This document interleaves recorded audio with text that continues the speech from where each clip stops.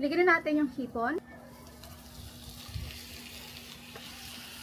Mga pampalasa, paprika, konti lang. Half na ating beef cubes. Paminta.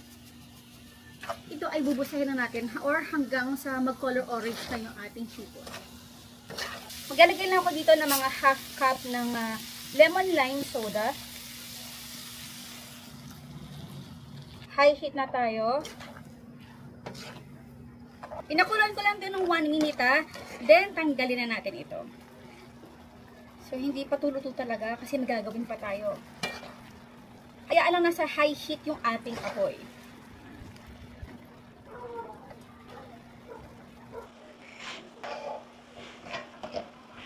Maglalagay na ako dito ng kernel corn.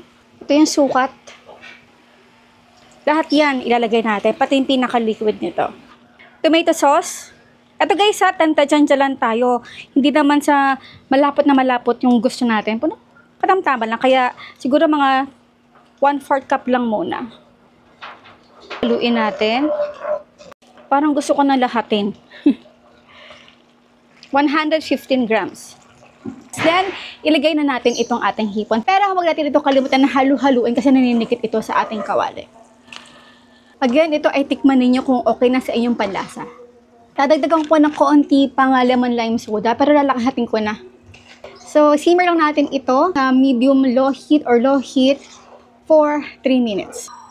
At syempre, ang paborito ng ating mga chikiting, lalagyan ko ito ng cheese.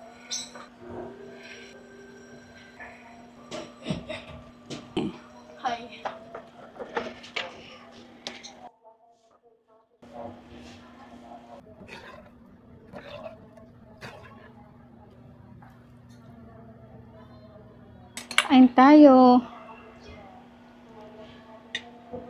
Huh?